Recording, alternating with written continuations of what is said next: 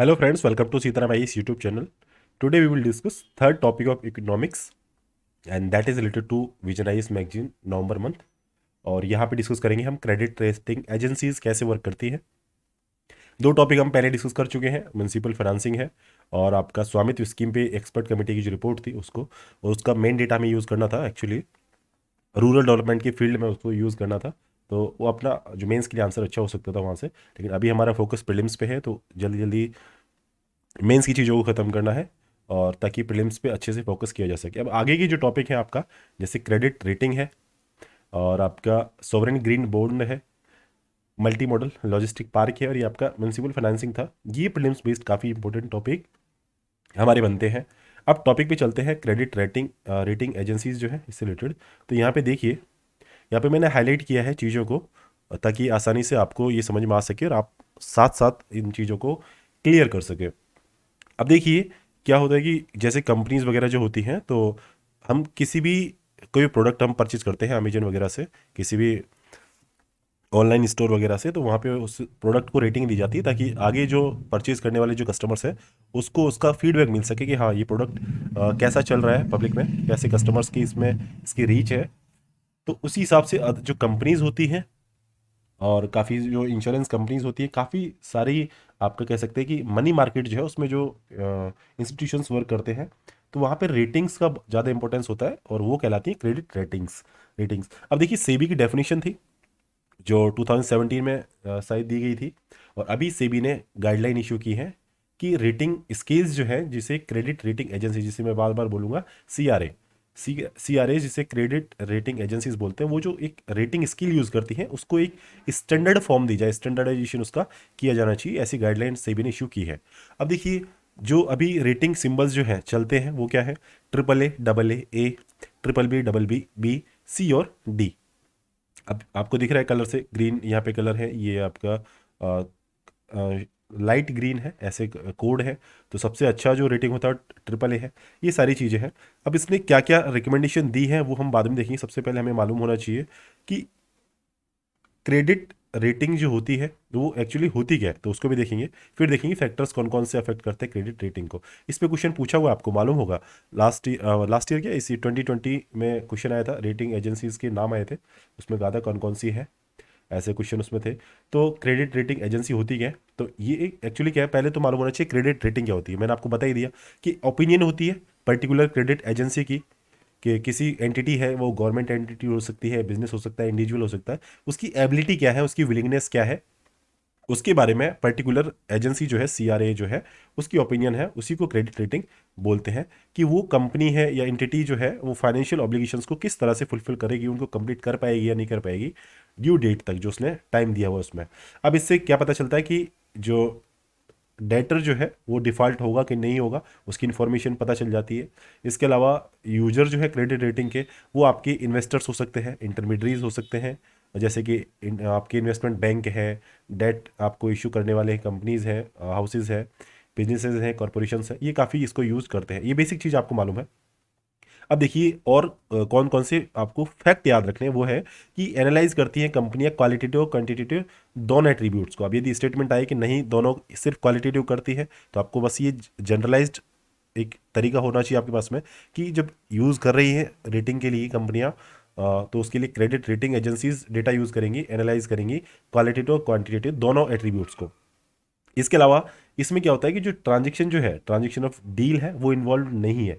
इसका मतलब ये है कि कोई कंपनी जैसे टॉयज़ में डील कर रही है, तो उसकी जो टॉयज़ हैं उससे रिलेटेड उसका प्रोडक्शन है, तो अब ये टॉय कंपनी नाम है उसका XYZ कंपनी है, तो ये कोई भी ट्रांजेक्शन में डील करेगी ना, तो उसमें जो CRA है उसका कोई रोल नहीं होगा। उसका काम तो सिर्फ ये है कि इसका रेगुलेशंस कैसे चल रहा है। अब समस्या, आप मैं बात कर रहा हूँ आपसे रेगुलेशंस की, तो आप देखिए इसमें ये चैलेंज बाद में ये जाके आएगा कि रेगुलेशन का काम नहीं होना चाहिए CRA का तो सिर्फ एक डेटा प्रोवाइड ही कर दे कि हाँ कौन सी कंपनी है, कौन सा इंस्टीट्यूशन है, कौन सी एंटिटी है, उसका कह सकते हैं कि उसका फीडबैक कैसा है, उसका कह सकते हैं कि रिकॉर्ड कैसा है, इतना होना चाहिए। रेगुलेटर का काम नहीं होना चाहिए। हालांकि अभी CRA जो है ये रेगुलेटर की तरह काम करती है, ठीक है। और ट्रांजेक्शन हाउस में अभी इन्वॉल्व नहीं होती है।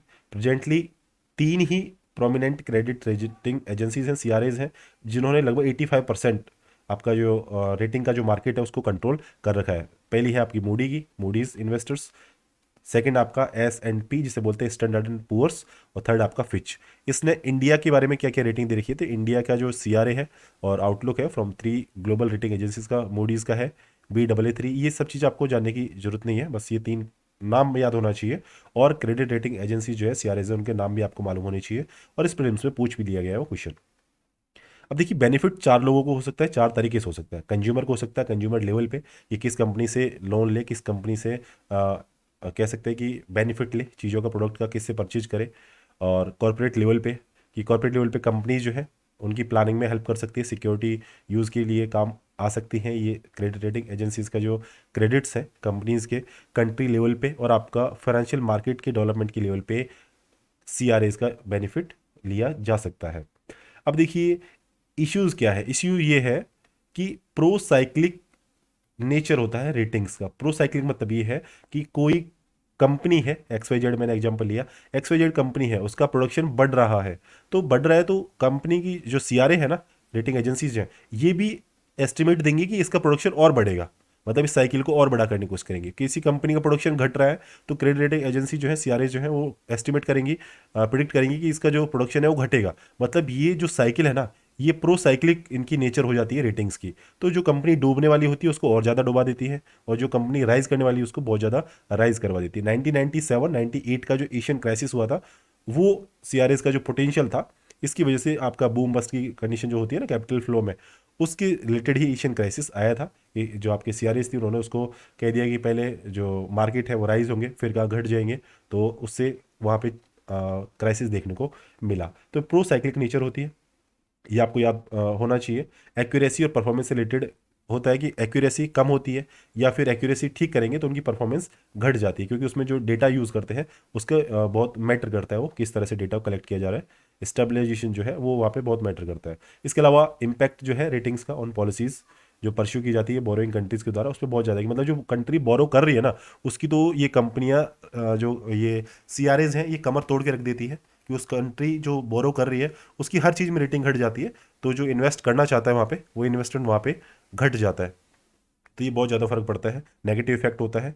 इसके अलावा ट्रांसपेरेंसी की बहुत ज़्यादा कमी है, बिकॉज ज़्यादातर जो CRAs है वो US बेस्ड है। तो US बेस्ड है तो ज़्यादा बहुत फ़र्क पड़ता है वहाँ की US की गवर्नेंस सिस्टम का इन रेटिंग एजेंसीज पे, कि कौन सी मेथडोलॉजी यूज़ कर रही है, प्रोसीजर है, प्रैक्टिस है, प्रोसेस है, इन सब में उस कंट्री की, मतलब US की जो गवर्नेंस सिस्टम है उसका बहुत ज़्यादा फर्क पड़ता है। तो ये ट्रांसपेरेंसी रिलेटेड इशू भी आता है। अकाउंटेबिलिटी का भी चैलेंज होता है, क्योंकि यहाँ पे इश्यूअर पे मॉडल होता है, मतलब कंपनी है XYZ और आपकी रेटिंग एजेंसी है मूडी। तो मूडी जब XYZ की रेटिंग देगी ना, इसको रेटिंग प्रोवाइड करेगी, तो इसी से फाइनेंस लेगी कि आपकी रेटिंग देनी है, चलो हमें आप इतने इतने पैसे दो, हम आपकी ये आपकी रेटिंग तैयार करेंगे। तो जो इश्यूअर पे मॉडल है यह भी चलता है, और ये नहीं होना चाहिए, तभी एक कह सकते हैं कि अच्छी से रेटिंग प्रिंसिपल जो है फॉलो किए जा पाएंगे, आगे किए जा सकते हैं। तो ये अकाउंटेबिलिटी का भी चैलेंज बना रहता है। इसके अलावा गवर्नेंस इश्यूज हैं, ये मैंने आपको बताया। और बैरियर है एंट्री के, मतलब और कोई मेनली आपको 3 है जिन्होंने 85% मार्केट कैप्चर किया हुआ है। इसके अलावा अब कोई नई कंपनी खड़ी होगी क्रेडिट रेटिंग के लिए, तो उनको एंट्री के लेवल पे ही बैरियर्स काफ़ी देखने को मिलेंगे, कंपटीशन की यहाँ पे इसलिए कमी रह जाती है, क्योंकि कुछ ही कंपनीज इसमें अभी चल रही हैं। अब वे फॉरवर्ड की बात करें तो वे फॉरवर्ड में आपको मालूम है क्या क्या टॉपिक आपको डिस्कस किया है अभी, तो आप उसको बता सकते हैं कि रेगुलेटरी स्क्रूटनी है, उसको रीफोकस करने की जरूरत है। बिकॉज रेगुलेटर्स को फोकस करने की मेनली जरूरत है कि रेटिंग प्रोसेस है ना, उसका फॉर्म क्या है, किस तरीके से उस प्रोसेस को तैयार किया गया, उस पर ज़्यादा फोकस करें, न कि डिसीजन के सब्सटेंसेज हैं उस पर फोकस करें। यदि हमारे पास में ग्लोबली सुपर रेगुलेटर की फॉर्म की एक बॉडी होगी ना, तो CRAs का काम सिर्फ आपका रेटिंग का काम हो जाएगा, रेगुलेटरी उनके जो काम है वो घट जाएंगे। तो उनसे उनकी जो कह सकते हैं कि एफिशिएंसी है CRA की, वो बढ़ जाएगी, और वो रेटिंग अच्छे से दे पाएंगी। कंपनीज है, इंस्टीट्यूशंस है, एंटिटीज़ है, वो उससे बेटर हेल्प ले सकती है। इसके अलावा डिपेंडेंसी है क्रेडिट रेटिंग की, इन रेगुलेशन में उसको घटाने की बहुत ज़्यादा ज़रूरत है। CRAs की मेथडोलॉजी है, उसमें ट्रांसपेरेंसी लाना भी काफ़ी ज़रूरी है, ताकि जो चीज़ें हैं एनालिसिस जो है क्वांटिटेटिव एंड क्वालिटेटिव एनालिसिस और बेटर हो सके और इम्प्रूव उसको किया जा सके। इसके अलावा इश्यूअर्स पे मॉडल है, मैंने आपको बताया था, इसको एलिमिनेट करना काफ़ी ज़रूरी है, क्योंकि यदि ये हो जाएगा ना तो इससे क्या होगा आपका, आ, यदि हम इसको रिस्टोर कर दें, रिस्टोर मतलब कोई नया मेथड ला दें, या फिर एक सेपरेट आपका एक फंड क्रिएट कर दें कि ये फंड होगा कंपनी का। अब को रेटिंग कोई भी कंपनी दी, कंपनी है XYZ है या LMN है, कोई भी कंपनी है रेटिंग के लिए, तो वो कंपनी है आपका ABC, तो इसका फंड होगा जैसे कि 1,000 डॉलर रख लीजिए, तो ये कंपनी इतना फंड एलोकेट कर देगी। अब इसके लिए रेटिंग कोई भी कंपनी दे, तो जो आपको मैंने एक पॉइंट बताया सुपर रेगुलेटर, तो यहाँ से सुपर रेगुलेटर इस फंड को जो रेटिंग देगी उसको प्रोवाइड कर देगी। डायरेक्ट इनके बीच में लिंक नहीं होना चाहिए, अदरवाइज क्या ट्रांसपेरेंसी की जो चीज़ें हैं वो भी घट जाती है। तो ऐसे चैलेंजेस देखने को मिलते हैं। तो ये आपका क्रेडिट रेटिंग एजेंसी से रिलेटेड आपकी चीज़ें हुई। अब इसमें नई चीज़ें क्या थी जो अभी आई हैं न्यूज़ में, जिसे हमें देखना है। तो ये देखिए, यहाँ पे सेबी ने कहा है कि स्टैंडर्ड सिंबल यूज़ करो। और स्टैंडर्ड सिंबल का मतलब ये है कि जब आपको रेटिंग दे रहे हो AAA, AA, BBB, BBB या CD, तो उससे सबसे पहले सफिक्स आपका जो प्रीफिक्स होना चाहिए जो रेटिंग एजेंसी दे रही है। जैसे किसी कंपनी को दिया रेटिंग AA, तो इससे पहले मूडी का M आना चाहिए, S&P का S आना चाहिए, और फिर रेटिंग मिली उसको A, तो ऐसे होना चाहिए उसका रेटिंग, इस तरह से होना चाहिए। इसके अलावा कोई कंपनी की रेटिंग है, एंटिटी की रेटिंग बढ़ सकती है तो उसमें पॉजिटिव, घट सकती है तो नेगेटिव, इस तरह से टर्म जो है यूज़ करनी चाहिए, मॉडिफायर्स को यूज़ करना चाहिए ताकि कंपैरेटिव स्टैंडिंग जो है कैटेगरीज की वो दिख सके वहाँ पे। इसके अलावा स्टैंडर्ड डिस्क्रिप्टर जो है रेटिंग के, जैसे कि वॉच रेटिंग है, वॉच है और आपका रेटिंग आउटलुक है, ये प्रोवाइड किए जाने चाहिए। लेकिन वो होनी चाहिए स्टैंडर्ड डिस्क्रिप्टर। स्टैंडर्ड का मतलब ये है कि सबसे पहले तो आप ये देखिए कि रेटिंग वॉच और रेटिंग आउटलुक क्या होते हैं। रेटिंग वॉच आपका क्या चीज़ होती है कि CRAs आपकी एक शॉर्ट टर्म के लिए, दो चीज़ लिखिए, रेटिंग वॉच और रेटिंग आउटलुक। ये होता है शॉर्ट टर्म के लिए, ये होता है आपका मिड टर्म्स के लिए, ठीक है। लॉन्ग टर्म के लिए इनमें कोई चीज़ नहीं होती, क्योंकि रेटिंग जो होगी शॉर्ट टर्म में काम आ जाएगी या मिड टर्म में काम आ जाएगी, ठीक है। अब किस डायरेक्शन में रेटिंग मूवमेंट होगी, एक्सपेक्टेड डायरेक्शन क्या है, तो उसके बारे में जो पता चलता है शॉर्ट टर्म में, तो उसे बोलते हैं रेटिंग वॉच। और जब मीडियम टर्म में बात चलती है कि रेटिंग मूवमेंट किस डायरेक्शन में होगी, तो वहाँ चलती है आपका रेटिंग आउटलुक। लेकिन इसके लिए स्टैंडर्ड डिस्क्रिप्टर होने चाहिए, ये यहाँ पे सजेशन दिया गया है। इसके अलावा देखिए कौन कौन से होने चाहिए यहाँ पे, स्टेबल, पॉजिटिव, नेगेटिव, ये डिस्क्रिप्टर हो सकते हैं। और रेटिंग वॉच के लिए पॉजिटिव, डेवलपिंग और नेगेटिव हो सकते हैं। यहाँ पे देखिए फर्क देख लीजिए आप, आउटलुक में है स्टेबल, पॉजिटिव, नेगेटिव, और आपका वॉच में है पॉजिटिव, डेवलपिंग और नेगेटिव। यदि ये टर्म याद रह जाए तो आप कर लीजिए, बाकी आपको मालूम होना चाहिए कि आउटलुक और आपका आउटलुक है आपका मीडियम टर्म का है, और आपका वॉच जो है आपका शॉर्ट टर्म का है। इसके अलावा जो अफेक्ट करते हैं क्रेडिट रेटिंग के फैक्टर्स वो क्या क्या है। ऑर्गेनाइजेशन की जैसे कोई कंपनी है XYZ, इसको रेटिंग दी जानी है किसी रेटिंग एजेंसी के द्वारा, CRA के द्वारा। तो जो आपकी कंपनी है, आपकी जो एंटिटी XYZ है, इसकी पेमेंट हिस्ट्री, इसकी अमाउंट जो ये करंटली अपना इसके स्वामित्व में है और ये ओ करती हैं। इसके अलावा करंट इनका कैश फ्लो जो है, इनकम है, वो अफेक्ट करती है इनकी रेटिंग को।